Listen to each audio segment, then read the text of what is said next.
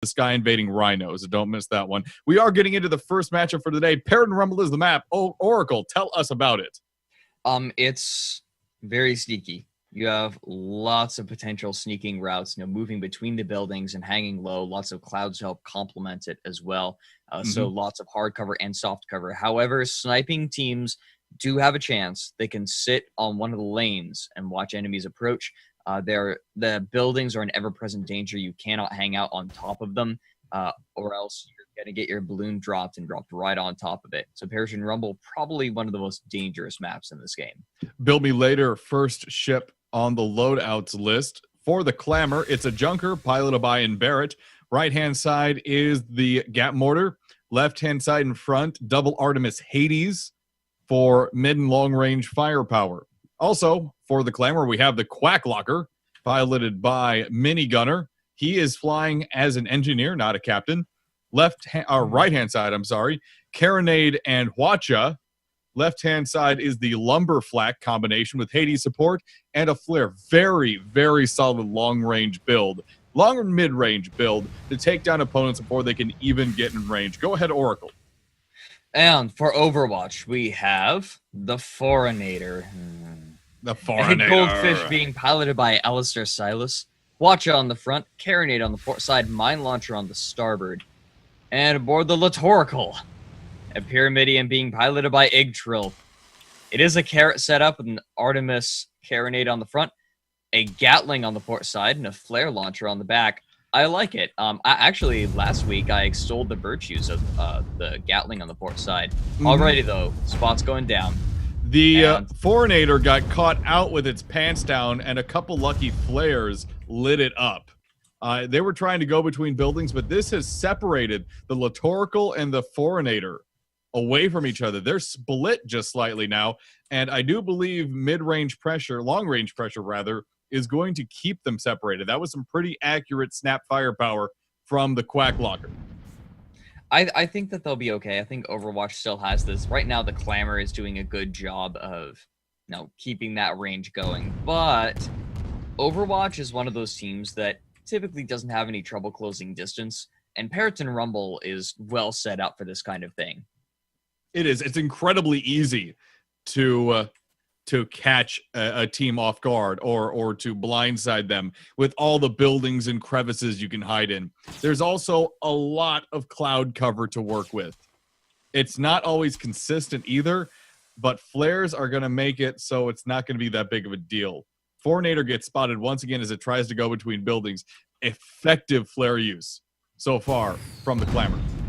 Yeah, their prediction has been really solid. I mean, Overwatch isn't really trying to fake out the Clamour right now. Right now, they're just going with their basic strategy, and they believe that it's going to work. I see no reason why it won't, except for the fact that these flares are perfect, and the Litorical is eating a lot of damage. Flak comes in just barely. That was so close. They take a bump. A little bit of hull damage, but they get out of there. The Foreignator coming in from the side. Hwacha goes out. Only takes off the Lumberjack, but it might be enough to let the Litorical come in. That might be the pressure release or Overwatch needs, but again, that Lumberjack's going to come up here. There it is. It's already back up. The only thing that I could think of is that the Quacklocker is repositioning right now. If the Litorical had moved, it might have been able to catch it while it was moving, but it's stabilized again and gotten arcs back on where they believe, where they see the Litorical at. They're repositioning again. Build Me Later is the one putting pressure. Yeah, I think that this has less to do with positioning and more to do with the inherent, the way that these two builds work against. Oh, that was a major Hwacha miss. No disables whatsoever on the Quacklocker. Foreignator popped up just really quickly, tried to squeeze off a good Hwacha burst. Heavy Clip was loaded, but it just was not on the point. Yeah, not quite. I think that was just like them trying to get a good engagement. Even if he did get a good disable off, it wouldn't have mattered that much. The Litorical has been forced to back up quite a bit. Like I was saying, like the meta Junker hard counters Pyramidions in a lot of ways. It carries two of the only weapon that can actually disable a Junker, or a Pyramidion, excuse me. Foreignator found himself in a bad position. This is what happens when you hang out too long alone. Mine hits the Bill Me Later. Foreignator using those to great effectiveness, but the Quackinator has its starboard side facing, and the Litorical is desperately trying to come in, armor down on the Foreignator. Where's the Artemis? Not quite there. Bill Me Later was almost... No way. Bill Me Later was entirely disabled. They had a really good Watch Burst. Foreignator had a really good Watch Burst on it to start out with. But Foreignator, it just does not have the firepower to deal with, or did not have the firepower to deal with both those ships. Litorical, though, moving in. That Carronade Artemis really grinding down the Junker. Junker, great Pyramidion ram. As soon as that armor went down, Litorical came in, used the front of its hull, got the kill. First point Overwatch. Watch it goes out. Quack Locker unfortunately hit a building and now has lost its arcs. I feel like the Clamour made a good move, but they did not close it out fast enough. They don't have, well, the Litorical should have been the one to use, or not the Litorical, excuse me. The Bill Me Later should have been the one to use the Gap Mortar to close it out quick, but it just wasn't there. They weren't able to get the guns in arc. There's the Goomba Stomp onto the Quack Locker. Foreignator having a little bit of trouble here. Watcher goes out, disables the Lumberjack, and that's it.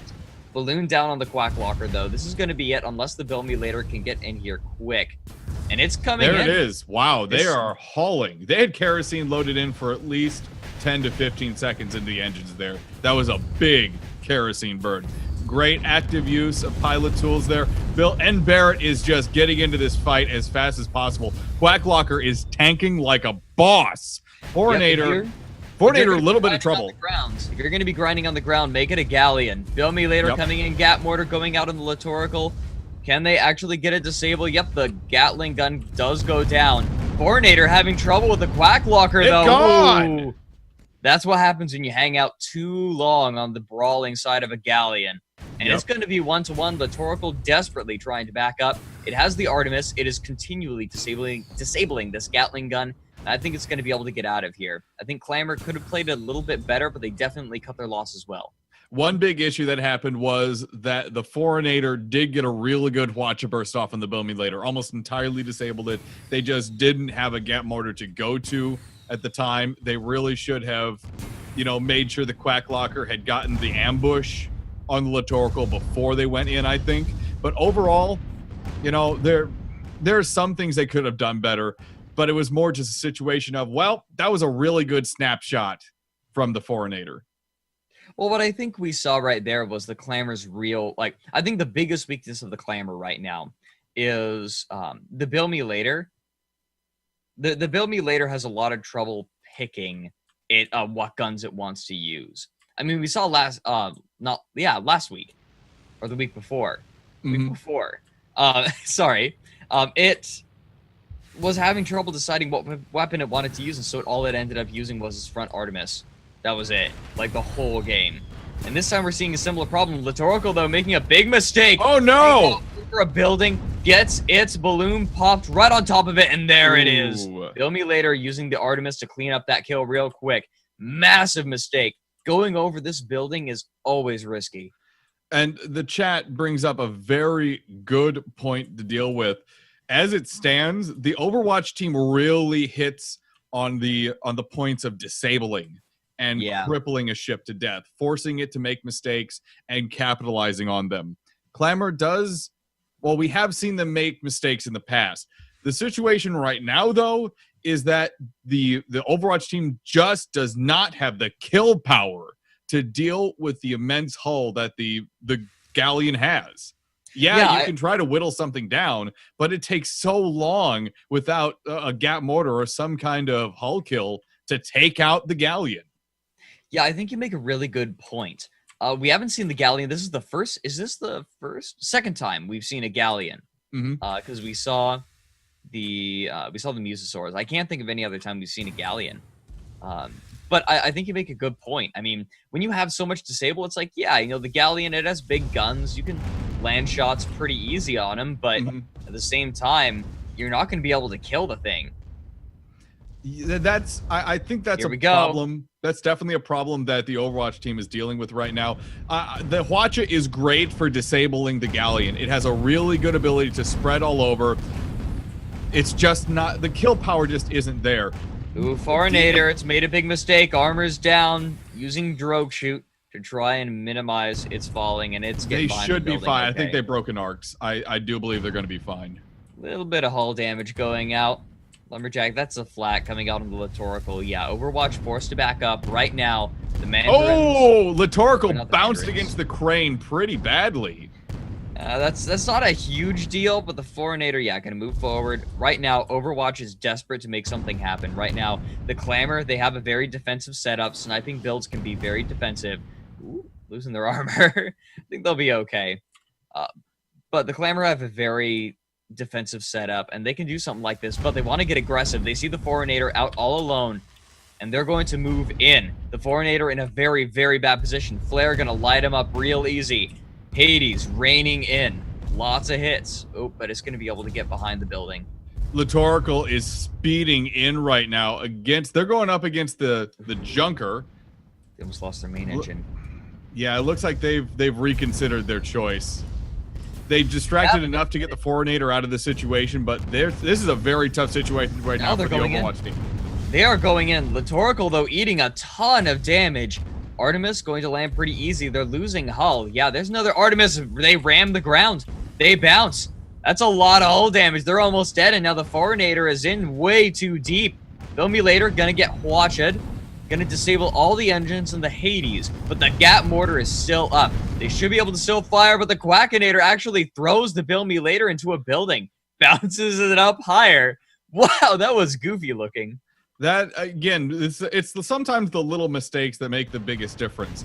Pilots really do need to be aware of exactly where each other is. Litorical, though, moving in on the Quacklocker, dealing with the Galleon as best it can. It doesn't have that firepower, though, at this range. It needs to get a little closer, in my opinion. Filmulator getting disabled again by the Watcher. Only one gun available on it. Quacklocker loses its balloon. It is going to descend.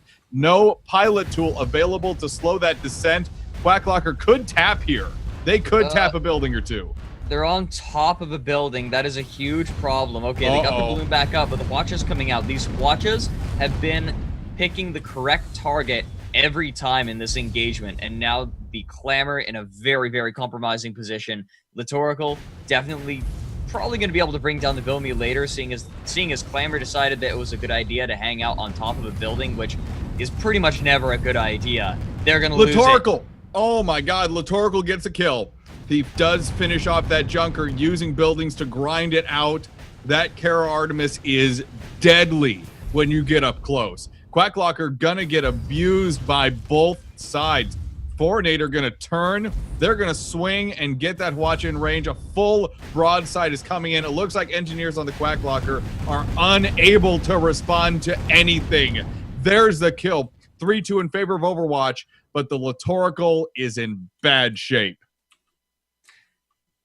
I think that, yeah, the Clamour right now has an opportunity. If they get aggressive, they can take out the Litorical pretty easy if they can just bring the armor down. The trick is that they don't really have anything that can just do a little tap except for the Gat Mortar. Like, the Filmulator is going to have to really get in there to take advantage of that low hull. I mean, otherwise, what do they have? You know, they have a Hades that's going to land pretty consistently in order to actually take down the armor. Usually it's not just a little tap you end up with. No, that's a pretty all-out, double Artemis Hades. You're going for a ton of hull damage at once. So this hull, this level of hull on the Litorical, not as bad maybe as it would usually be. That being said, that being this low on hull is going to put you in a compromising position anyway. The Clamour has an opportunity, and I wonder how they're going to use it. It's going to be very tricky because when your hull is that low, it gives you some very natural apprehension. Spot on the Foreignator. It looks like, although the Clamour team has also been entirely spotted, the Clamour also knows exactly where Overwatch is. This is going to be a tough situation as they have split once again. If the Quacklocker and Filmulator go right for the Litorical, I don't think it's going to be able to get into combat. Yeah, they've been focusing down this Goldfish. I feel like that's the wrong target. The Pyramidion is much easier to hit for both of these ships. Like right now, the Brawling side is facing their enemies in the Quacklocker. But I feel like, the Hwacha, it's going to be effective against the front guns of a Pyramidion. Hades, much easier to hit the hull on a Pyramidion. I understand that Overwatch has been coming forward with the Goldfish first, but every time the Clamour has been ignoring the Litorical, and here it comes now. Artemis coming out, trying to disable the engines. You're absolutely right. I would also add to it that the Goldfish is better at tanking damage than the Pyramidion. The Pyramidion is a little bit more of a glass cannon, whereas the Goldfish, it's easier to tank damage with. No way. No. I'm objecting to that. The armor on a Pyramidion is plenty. It's really strong. And the hull is decent too. The Goldfish has really low armor and good hull, but Pyramidion has decent armor and decent hull. Like, no, I'm totally objecting to you on that one. Okay. Fornator is swinging around. They actually tapped a building a couple times. They've delayed their trip just a little bit. Litorical is sitting back still taking pot shots. It looks like Litorical, who's piloting that? Egg is trying to keep the attention focused almost directly on him while Fornator comes in straight from behind. He's going to have a very easy shot on the Quacklocker if they sit in the same position. Yeah, right now, the Overwatch has I keep calling them the Mandarins. I'm seeing a Junker, and it's like, oh, it's the Mandarins. No, they have the Clamour right where they want him. They have them playing defensively, unless the Litorical makes a big mistake like this. Armor's holding for now. Armor's Barely. down. Where is it? There it is. Did they bounce, or was that an Artemis shot? I think that was an Artemis shot. Artemis. That wasn't an Artemis. That was the Quacklocker that got the kill. That was a bounce. Oh, wow. That wasn't even a shot that hit it to finish it off. That was just a quick bounce. Yeah, Lumberjack, I think, took out the balloon. Oh, my goodness. Fornator has stopped its progress. It is sitting in a good position, but it's also about to be spotted if the Quacklocker simply looks to the right. Quacklocker spotted. Bill Me Later spotted. Fornator has not been spotted.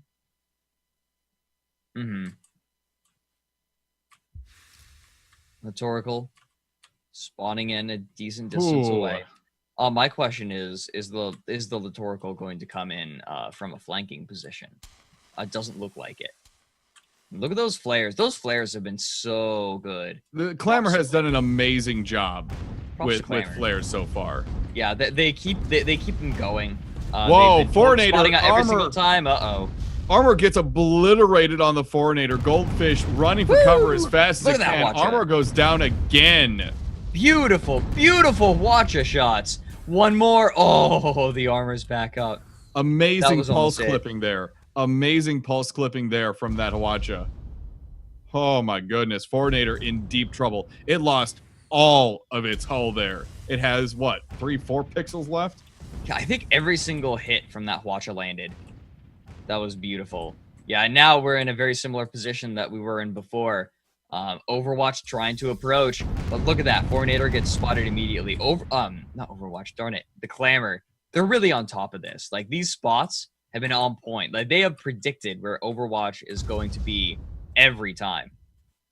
They've been studious with this kind of thing. Clearly, they've watched how Overwatch has functioned on previous engagements on this map. This is just great preparation on the part of the Clamour. Flare goes out. Look at that. Look at that. Spotting the Fornator immediately. Litorical firing a single Artemis from a distance, but there's no way you're going to beat a Junker. Now, Bill Me Later getting into Arc. Again, very tough situation Fornator, right now. What are you doing? It's gonna bottom out in Arc of the Quacklocker. Oh, nope, not quite. I see what they were trying to do. There was a more efficient way and less dangerous way of doing that, but I see what Fornator was trying to do. I see what Alistair was trying to do with that. So I'd like to point out right now, the Clamour backed up a little bit into a corner. They're not all the way into the corner, but they definitely are. They don't have much anywhere to retreat to. They have these buildings, but then once they get behind them, it's going to be a brawl if Overwatch engages. So definitely, right now, if Overwatch does get a good engagement off, that could be the end of the game, but there's no way that the Clamour's going to give it to them. I mean, those flares are perfect. They're in a great position to spot Overwatch from wherever they come. They picked one of the best sniping lanes on the map, and they've got Overwatch stuck, forced to use the lanes that are really easy to snipe down. I never imagined this would be this close. I knew it was going to be close, but this is edge of a knife close on this one. Absolutely. Words escape me on how fine this is going to be for both teams. Each action must be considered with extreme prejudice and extreme understanding. Because if you make even a minor mistake, the other team is going to capitalize on it. Fortnator getting caught just a little bit. No, he should be fine. He should be fine.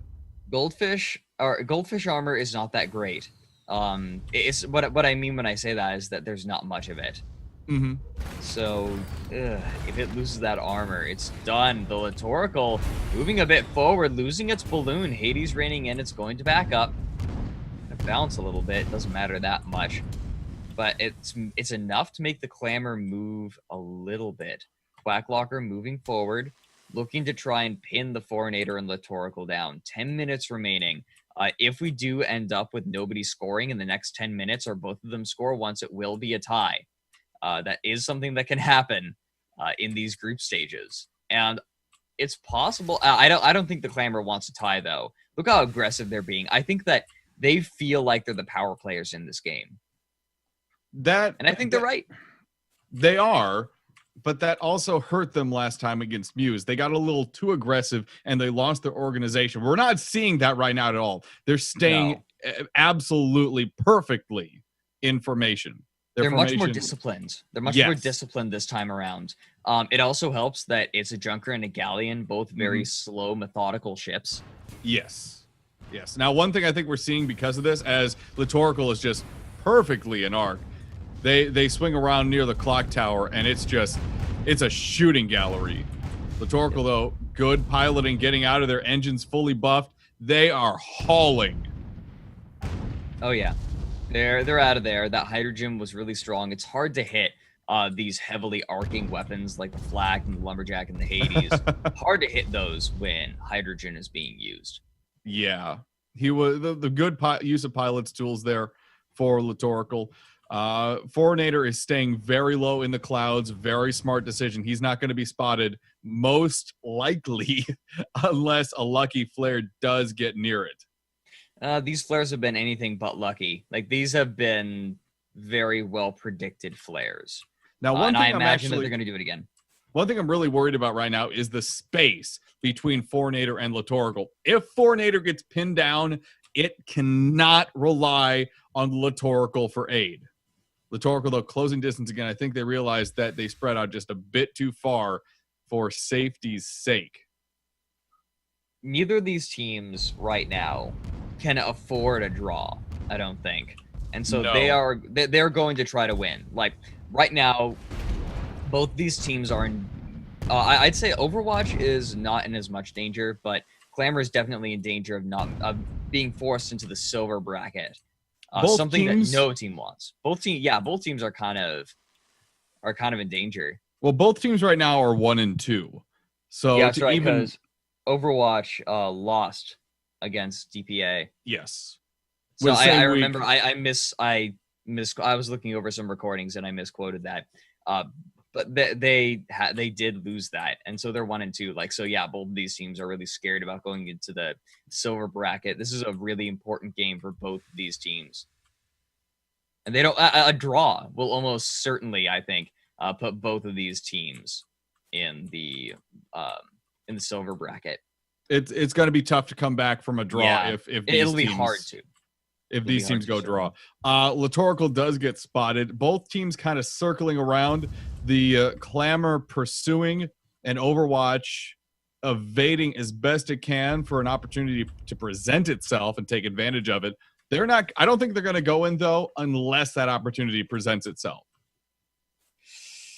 I think they're trying to force an opportunity. Look at the way they're moving. They have a general idea of where Overwatch is. I think they get the idea that they're sort of driving a blade between the two of them. And I think they're okay with it. Litorical getting spotted. It's rising up. Ig has Might be requested a baiting. pause.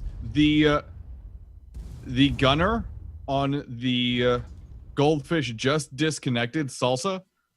Oof. So I they are don't think requesting a so. pause. No pauses. No pauses will be given. Yeah, right now there's already an engagement. Like there's no way. Yeah, pause possible, but there were shots, so no pause going to come out. Unfortunately for Overwatch, they need to get him back. But either way, though, Litorical in a really bad position. The Foreignator facing the wrong direction right now. They were expecting Clamour to be more defensive, but the Litorical in a really bad spot. The Quacklocker a little bit far away to make something happen. Spots down to the Litorical, but that cloud is going to make it difficult to land any mortar shots. It looks like Quacklocker's turning to get Hwacha at range. Good hits from that Hwacha, but it doesn't do too terribly much. No, not a whole lot. A lot of it went into the balloon. Litorical forced to drop down. Foreignator, there we go. Salsa's back, and the Hwacha comes out on the Bill Me Later, taking out the mortar and the heavy engines. The Bill Me Later kind of stuck where it is right now. The Quacklocker throwing out the Hwacha on the Foreignator, using those little bits of burst to make sure that they land, and they are landing quite well. I'm really curious what Foreignator's plan in all this was. Oh, there it goes. They were charging to their doom. Litorical just starting to move right now. That was not well thought out, in my opinion. That goldfish was already low on hull. Maybe they were trying to sacrifice so they can get a fresh goldfish, but it's 4-3 now. Overwatch has, Clamour has the lead. Yeah, this is really what's killing Overwatch this game. We saw it before. We saw Overwatch. They had one chip take a bunch of damage. The other one engaged to try and buy time for the first chip. But then that second chip was so over-engaged that it just ended up being like a mini meat grind. Like certainly the issue we're facing.